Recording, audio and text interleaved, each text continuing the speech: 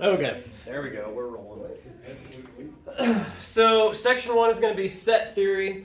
There's a few areas where this gets used. It gets used a lot in anything dealing with computers. It's also going to be used just kind of in other math, like when we start talking about domain and range, and some sets there. So a lot of it is kind of just building some of the notation and stuff that you're going to see later on. So to start with, a set is just a collection of objects, really.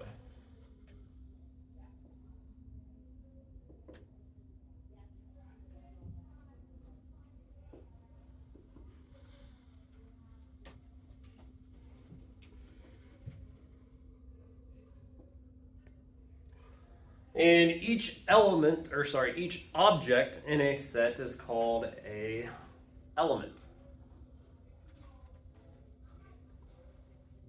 And those can be really anything. So it can be numbers, it could be variables, it could really be,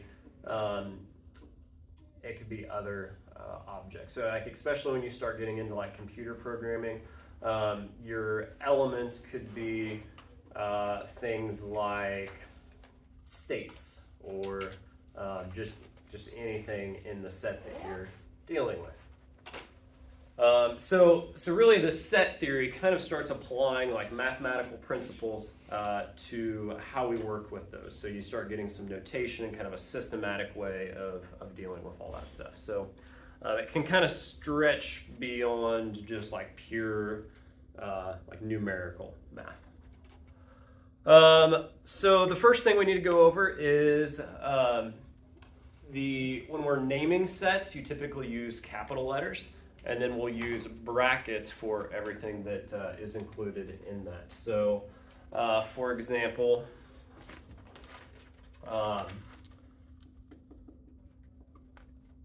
we're going to let n be the set of natural numbers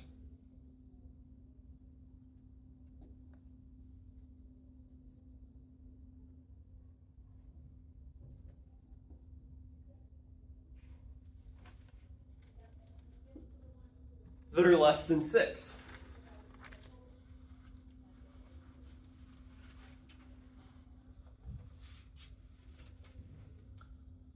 And so again, kind of what we're going to be doing in set theory, we're going to be learning some notation. It kind of lets us take things like this and condense it down, use more symbols to make it a lot shorter and kind of consistent to kind of build a way of dealing with this stuff. So we're going to have a lot of phrases like that, and then we're going to basically turn it into notation. So first off, what I probably should do is make sure that we know some classes of numbers. So, do you guys know what a natural number is? Okay. Do you know what an integer is? Okay. What about a rational number? Okay. Well, just kind of on a side note here, so you don't have to write this down. Natural numbers.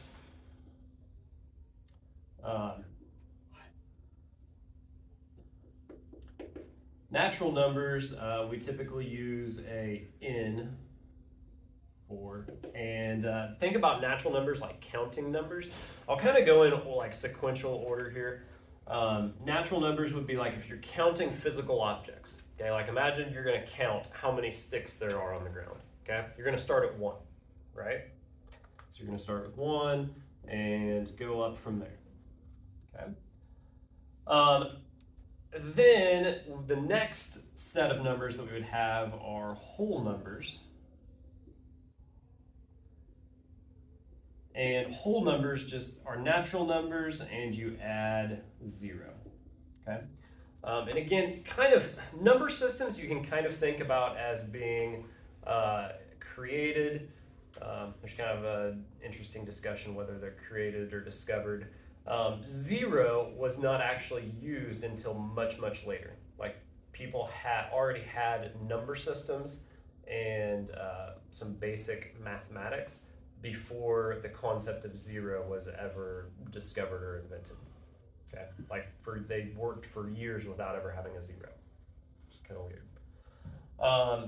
So then after whole numbers, so whole numbers, kind of contrary to what we might think, just kind of intuitively, like systematically, whole numbers are classified as being 0 and up, so no negatives. Okay, that's where integers come into play.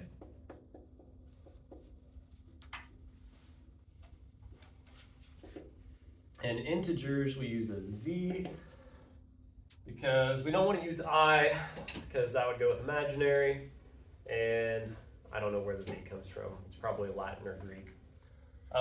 Integers are just positive or negative whole numbers.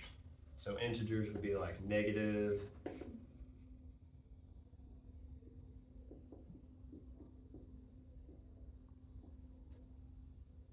so you can see kind of we start expanding our number systems, right? And this has kind of happened basically like as need arose throughout time. Negative or integers kind of actually came into play with accounting. Basically, they decided they needed negative numbers to balance like accounts and stuff with trade. Then from integers, we have rational numbers.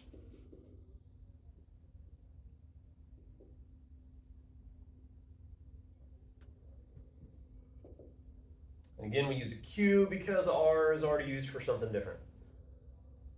Does anybody know what rational numbers are? I'm sure you guys have heard it before. What's a rational number? Wouldn't it be everything that doesn't like go on forever? Kind of. The key word here being ratio. We talked about ratios in trig, right? Ratio means what? Yeah, it's like a comparison between these two things. So rational number is anything that can be written as a fraction. So like a fourth would be a rational number. Can decimals be rational numbers? Yeah. Some of them. Okay. Like 0.125.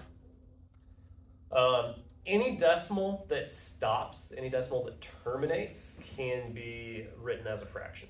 Okay, so like 0.125 could be turned into a fraction. Any decimal that is repeating. Okay, so like 0.3 repeating is equivalent to what? 1/3, right? So any repeating decimal, even if you don't know what the fraction is, so like for example, if I had 0.15 repeating, it's equivalent to a fraction. You may not know what it is off the top of your head, but it's rational. Okay. So what would be things that would be irrational?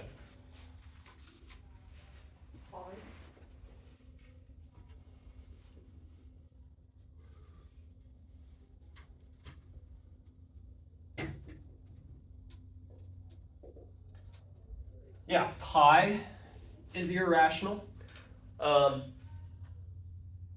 And any so like if you punch pi into the calculator and you see you get like the 3.14159, whatever, yada, yada, yada. Any decimal that does not terminate or does not repeat is irrational. Okay, that's kind of the rule there. So if the decimal terminates, if it ends, or if it repeats, it's rational. What else would be irrational?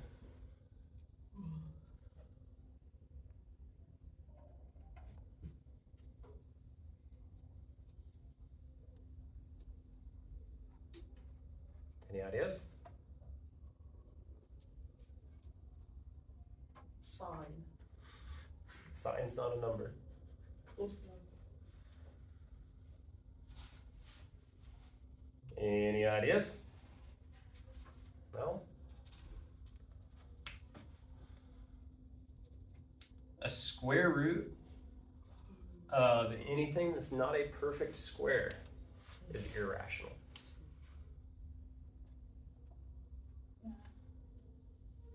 So there's actually a fun story about irrational numbers. So again, these were kind of invented or discovered over time. And irrational numbers, okay, so there was a school back in like ancient Greece, or at least during that time period. And it was a Pythagorean school. So you know the Pythagorean theorem, right? He was basically a teacher and had a whole like a community of basically mathematicians. And they kind of became obsessed with rational numbers. And they thought everything could be expressed as some type of perfect ratio, right? The ratio of sides of a tablet, could be written as a ratio, 3 to 5 or 2 to 7, whatever. That everything would come out to be an even ratio of whole numbers, right? Everything could be broken down into some type of ratio. That's what they believed. And then some guy came along and proved that the square root of 2 was irrational, meaning it could not be broken down into a rational number. And that really upset their ideology and they killed him. I was not expecting that. Yeah, it got really intense. Stop doing that. You won't die. So, I thought that was just gonna be like something they killed him. yeah, some people just really don't like to have their ideas challenged. That's probably still somewhat true today. So, anyway, that's a crash course on types of numbers. So let's go back to our set theory. We want n to be the set of natural numbers less than 6. So what are natural numbers again? 1, 2, 3, 4, 5. Okay, so if they're less than 6, yeah, it's got to be 1, 2, 3, 4, 5. So the way that we write sets, you have a capital letter to name the set, and then you have brackets, and then the elements of the set.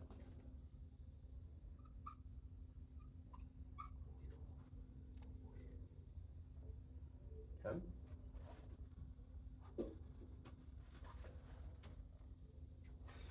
Now, this is a finite set, right? Like that's the only elements in this set, right? There's nothing else, okay? If I didn't have the less than 6 part, if I just said let n be the set of natural numbers, it'd go on forever, right? Okay? If that happens, I can't just keep listing them forever. So that's where we're going to get into other notation. Like how do I indicate something that like keeps going on forever? We'll have like some type of rule or something that indicates the set. So anyway, we'll come back to that. All right, so we're going to learn kind of several new notations today. So the first is epsilon. Okay. So this is the Greek letter epsilon.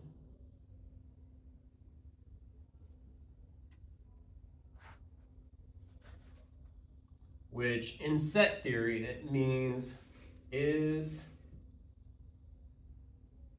an element of.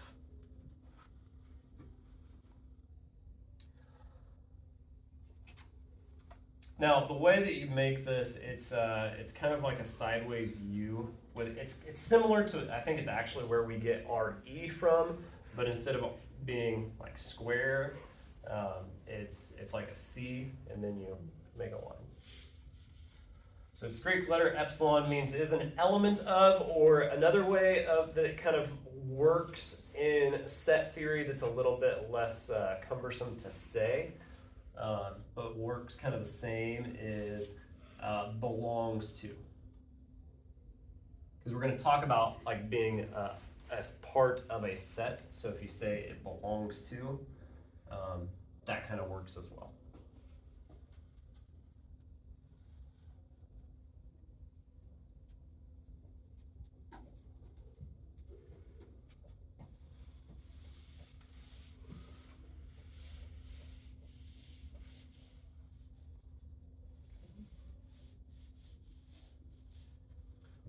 So we're gonna do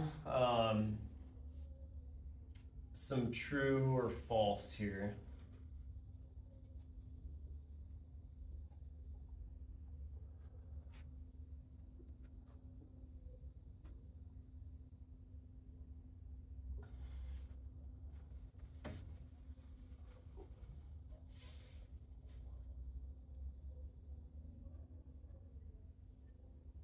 So again, it helps to be able to read the notation, kind of like a sentence, but again, like we don't want to have to write things out in sentence form every time. Like the notation is nice, we can put that into computers, it keeps it nice and condensed.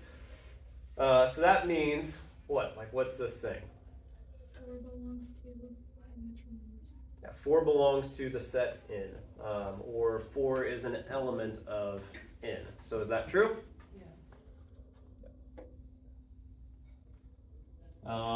And then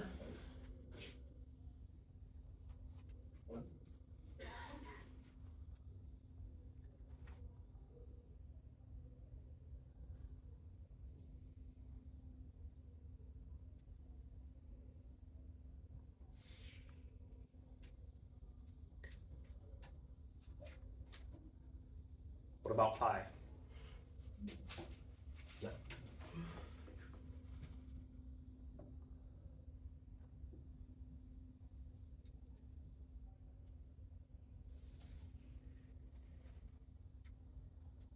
Now, be careful because you said a second ago belongs to the set of natural numbers. Here, I guess we're going off of the set that we just talked about, where n is defined as the set of natural numbers less than what was it, 6? Mm-hmm. Yes, okay. So that's the n that we're talking about here, not all of natural numbers, but just that specific set. So is that true? No. And kind of along with this, just to kind of go ahead and show you, you can use the kind of negative form of that to say 7 is not an element of n.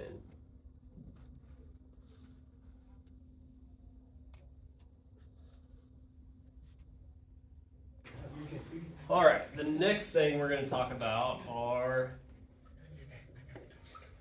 subsets. And I'm just going to go ahead and show you the notation for it, and then we'll kind of... so we're going to see a lot in set theory, this kind of notation. It looks kind of like a U without the little tail or whatever. Oriented different ways means different things. So just kind of a heads up for later, like you're going to see that. You're going to see one oriented the other direction. You're going to see it vertically, upside down. And those all kind of mean different things. Okay, so I'll kind of talk about some ways to remember those, but you're going to see that type of symbol a lot. Okay? So subsets.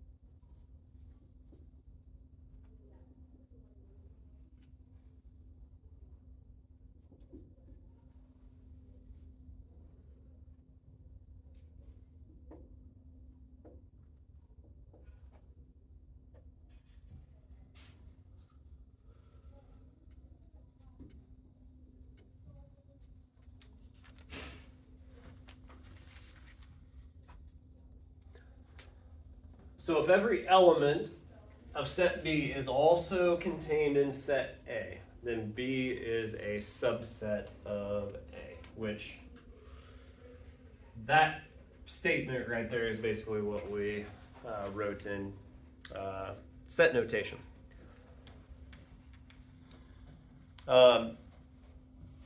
one way that kind of helps me keep track of some of the notation, if B is a subset of A, then it's going to be smaller, right? Or at least typically we would think about that. And so I kind of think about the direction as being kind of like a less than sign.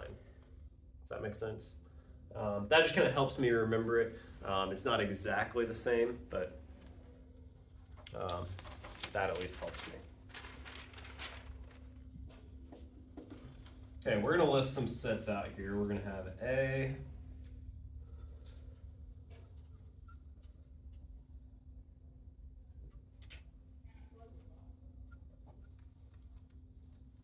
set B,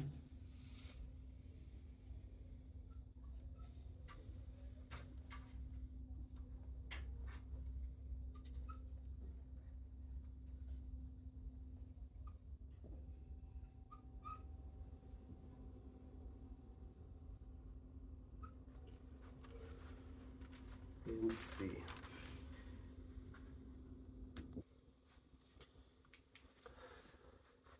Okay, so we're going to do true false just like we did before.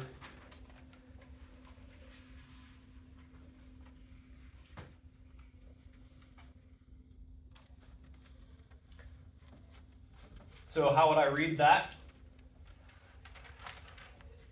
B is a subset of A. Okay, is that true? Yep. Okay.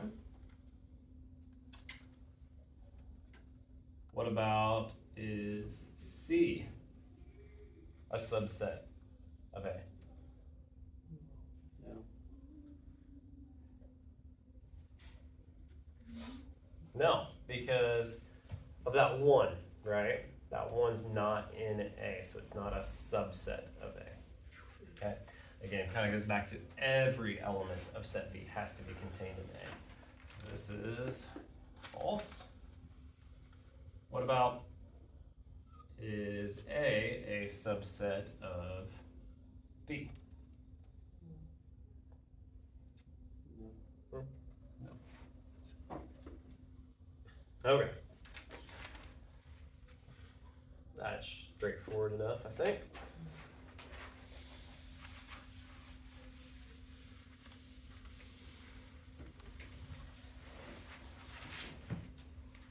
Okay, so the next thing we're going to talk about is the universal set.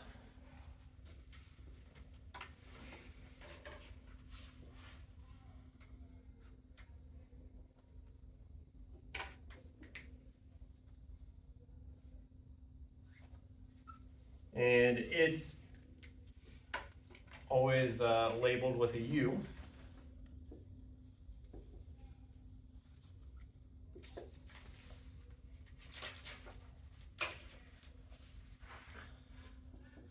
And it's the set of all possible elements for a given situation.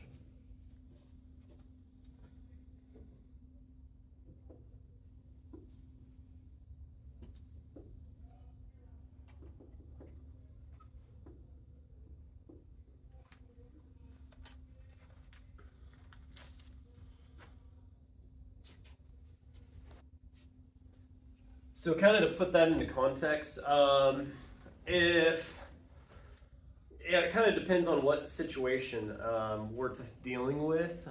So like if I was talking about sets as being like classes at the high school, okay? So like say you guys were set A, and Mrs. Washburn's Algebra 2 class is set B, and I don't know, Mrs. Flood's class is set C, and so on. If we're dealing with like those as the sets, then the universal set would include like all students at the high school, right? It depends on the situation that we're dealing with. We wouldn't necessarily extend that to all the students in the district unless maybe we were dealing with a different situation. So it depends on the situation. I'm going to go ahead and draw a diagram because we're going to see this quite a bit later when we're dealing with sets. Sometimes it helps to visualize it. So I'm going to start with a rectangle. And a lot of times that's used as the universal set. And then we're going to have different sets within this.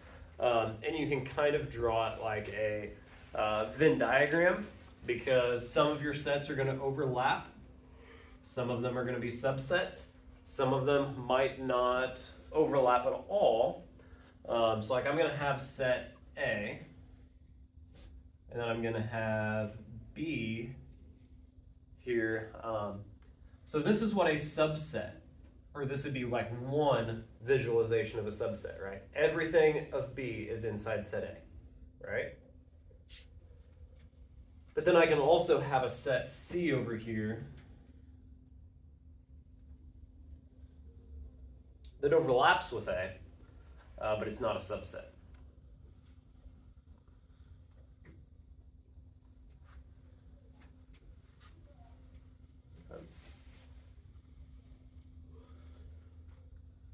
These are all subsets of the universal.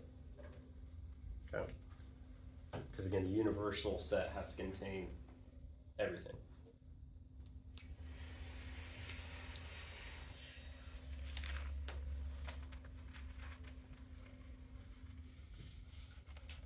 Okay, so the next thing we're going to talk about is the complement. Okay, and not like you give somebody a compliment, but it's more like complementary angles from geometry. Do you guys remember, just as a review, do you guys know what complementary angles are? No. 90, there we go. You had a 50-50 chance. So when we're talking about the complement of a set, complement, I spelled that wrong. Yep, it's an E.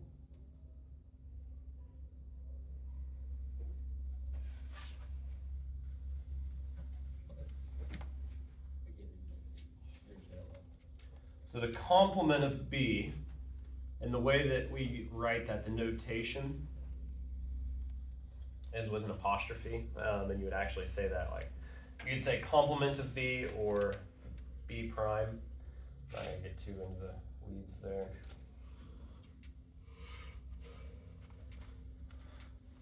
And that means all of the elements in the universal set that are not in B.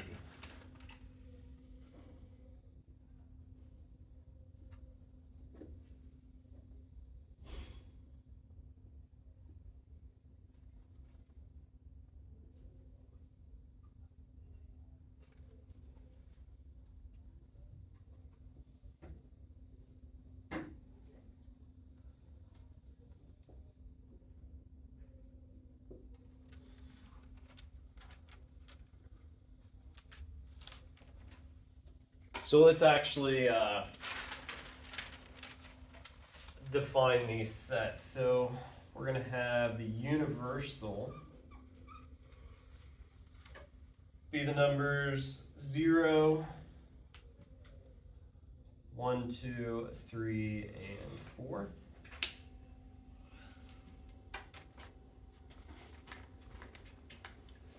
Set A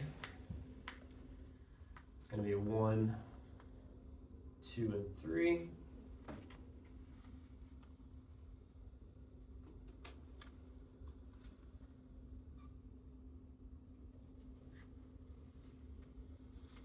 B is going to be 2 and 3.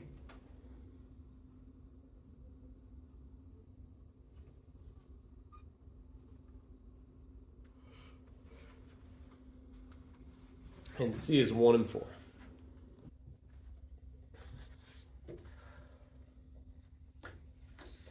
Okay, so we're going to go through and talk about the complement of each of these sets. So that means the complement of A, which is going to be what? 0 and 4. Yep. So look at set A. and I'm looking for everything in the universal that's not a part of A. So it's like what's left outside of A.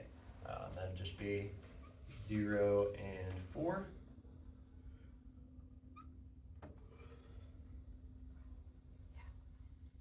Then we're going to do the complement of B. Does anybody have a hard time making those brackets? Yes. I like just started doing it today. Takes a little bit of practice, No, I'm doesn't at it? the bottom of my page, so it's like. Yeah, I have a hard time writing once I get to the bottom of the board here. So I'll just go. 1 hour. There's only 7 of this. So what would be the complement of B? 0, 0, 1, and 4. Yep, everything that's not in B.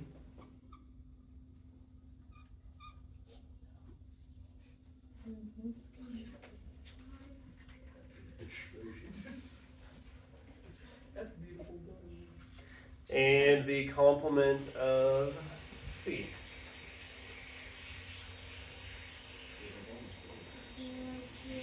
0, 2, and 3. 0, 2, and 3.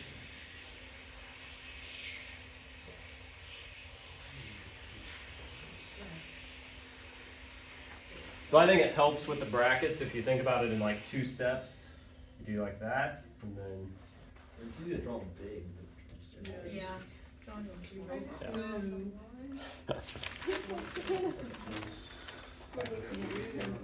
That's backwards 3. And that is 2. Oh no. All right, this will be the last thing we talk about today, though. The union of 2 sets. So the symbol for union is just going to be like this U, but no tail, so it's different than the universal. It's like the ones that it's like subset, right? But turned 90 degrees.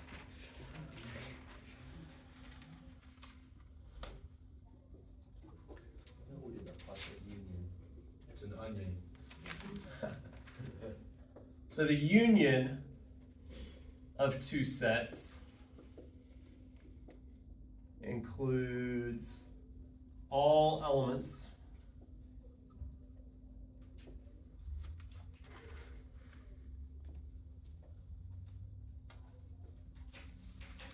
of both sets.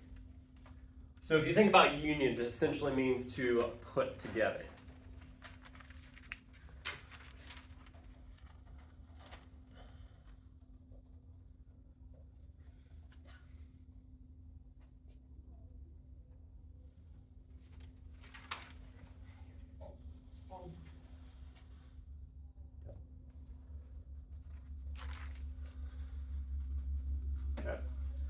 So if you think about like 2 sets, if you're thinking about it as like a Venn diagram, if this is set A and this is set B, then the union would be everything that's in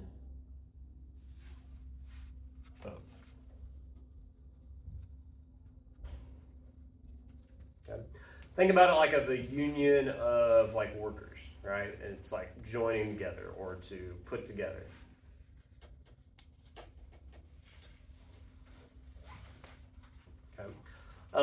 Let's go ahead. I want to talk about intersection while we're right here because this is the last thing. It'll make more sense if we do it at the same time as union. So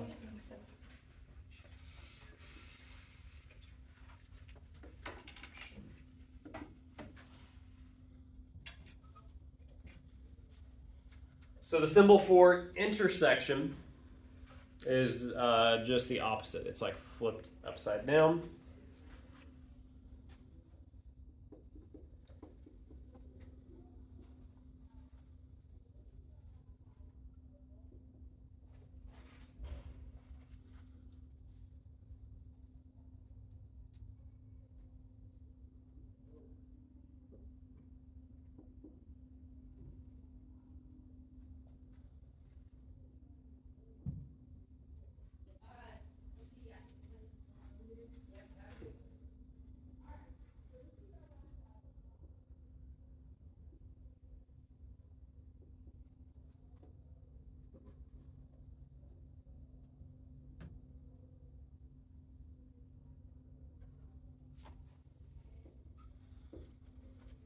Okay, so the intersection includes only the elements that are shared between the two sets.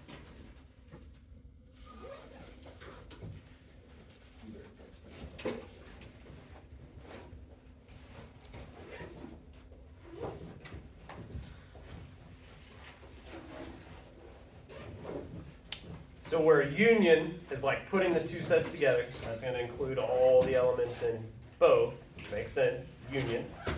The intersection is going to be just like the overlap between the two. All right, that's where we'll stop.